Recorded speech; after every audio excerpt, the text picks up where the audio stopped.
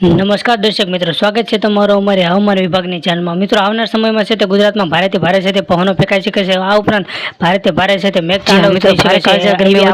વરસાદ થવાની છે તે પૂરી શક્યતા છે કરવામાં આવે છે। મિત્રો, આગામી સમયમાં છે ગુજરાતમાં કાળઝાળ ગરમી વચ્ચે ભારેથી ભારે માવઠું થવાની છે પૂરી શક્યતા છે। મિત્રો, ખાસ કરીને ગુજરાતની અંદર છે ભારેથી વરસાદ ફેલાઈ શકે છે। વધારે વિસ્તારમાં વરસાદ પડી શકે છે એવી આગાહી આદેશ આપી દેવામાં આવ્યા છે। અત્યારે મિત્રો પણ જોઈ શકો છો કે દક્ષિણના પવનો છે તમે અમારી યુટ્યુબ ચેનલ લાઈક મિત્રો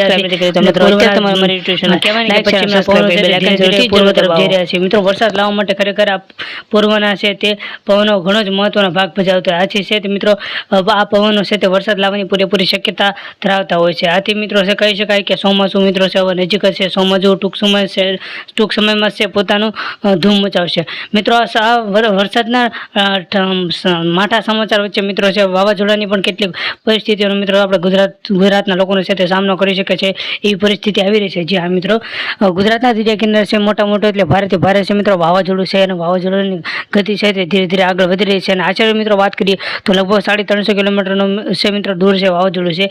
મિત્રો આ વાવાઝોડું છે તે ધીરે ધીરે ગુજરાતના છે તે દરિયા કિનારા સાથે ટકરાય છે એવી અંબાલાલ પટેલની મોટી આગાહી કરવામાં આવી છે। મિત્રો તમે અત્યારે જોઈ શકો છો કે ગુજરાતના દરિયા કિનારે ભારેથી ભારે છે મિત્રો પવનો ફેંકાઈ રહ્યા છે અને આના કારણે છે મિત્રો ગુજરાતના દરિયા કિનારે છે તે સૌથી વધારે ઊંચા છે તે મોજા પણ ઉછળી રહ્યા છે। જ્યાં મિત્રો ગુજરાતના દરિયા કિનારા ખાસ કરીને એલર્ટ કરી દેવામાં આવશે। તેમજ ગુજરાતના જે દરિયા કિનારા લોકોને જ્યાં વસવાટ કરે છે એ લોકોને પણ સ્થળાંતરિત કરી દેવાશે તે સરકાર દ્વારા આદેશ કરવામાં આવ્યો છે। તેમજ આવા સમયે છે તે દરિયાઈ ખેડૂતોને પણ ખાસ પ્રકારની સૂચના આપી દેવામાં આવી છે કે આવા સમયે છે તે દરિયાઈ ખેડૂતો છે લોકો દરિયો ખેડવા ન જવા બાબતે પણ ખાસ પ્રકારની સૂચના આપી દેવામાં આવી છે। જ્યાં મિત્રો અને ભારેથી ભારે છે મિત્રો પવનો અત્યારે ફેંકાઈ રહ્યા છે। આશરે મિત્રો છે પવનની ગતિની જો વાત કરીએ તો પવનની ગતિ છે મિત્રો 70 થી 80 કિલોમીટરની ઝડપે છે મિત્રો પવનો ફેંકાઈ રહ્યા છે। અને ગુજરાતના જે દરિયા કિનારો છે પોરબંદર છે, ભાવનગર છે, જુનાગઢ છે, વેળાવદર છે, દ્વારકા છે વગેરે જિલ્લાઓને પણ છે ખાસ પ્રકારનું એલર્ટ કરી દેવામાં આવે છે। અને આશરે છે ગુજરાતના દરિયા કિનારે છે 3 થી 4 નંબરના સિગ્નલ પણ મૂકી દેવામાં આવ્યો છે। અને આ મિત્રો છે વેસ્ટર્ન ડિસ્ટર્બન્સને કારણે છે તે વરસાદની પરિસ્થિતિ એટલે કે મોટું માવઠું અથવા વાવાઝોડું છે સાયક્લોનિક સર્ક્યુલેશનના કારણે મોટું વાવાઝોડું છે તે થઈ શકે છે એવી આગાહી છે તે અંબાલાલ પટેલ દ્વારા છે તે વ્યક્ત કરવામાં આવી છે। અને આવનાર સમયમાં છે તે ગુજરાતમાં ભારેથી ભારે છે એટલે કાળઝાળ ગરમીમાં છે મિત્રો હવે માવઠું થવાની છે તે પૂરેપૂરી શક્યતા છે તે અંબાલાલ પટેલ દ્વારા છે એટલે કે હવામાન નિષ્ણાંત છે તે અંબાલાલ પટેલ દ્વારા આગાહી કરવામાં આવી છે। અને મિત્રો જો વાવાઝોડાની વાત કરીએ તો ગુજરાતમાં છે ગુજરાતના દરિયા કિનારા એટલે કે અરબી સમુદ્રની અંદર છે મિત્રો વાવાઝોડું છે તે ધીરે ધીરે પોતાનું વિકરાળ સ્વરૂપ ધારણ કરી રહ્યું છે।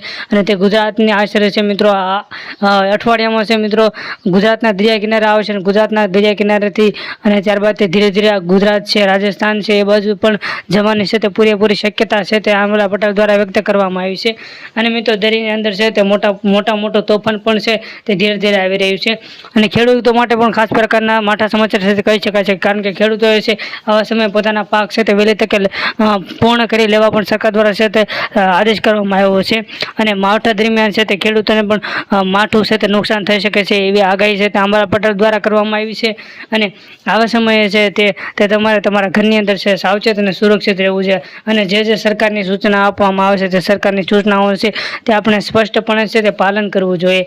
અને આવું તોફાન વચ્ચે પણ છે તમારા ઘરની જગ્યાએ છે મિત્રો તે સુરક્ષિત રહેવું જોઈએ। અને ખાવાની છે તે પૂરેપૂરી શક્યતા છે મિત્રો તમારે છે તે ખાવાની વસ્તુનો પણ પોતે યોગ્ય રીતે મિત્રો સંગ્રહ કરી લેવાનો રહેશે। અને ગુજરાતના લોકો માટે માઠાથી માઠા પણ સમાચાર કહી શકાય છે કારણ કે વાવાઝોડું છે તે ધીરે ધીરે ગુજરાત સાથે ટકરાશે અને આશરે લગભગ છે મિત્રો 3 થી 4 દિવસની ભારેથી ભારે છે મિત્રો આગાહી કરવામાં આવી છે।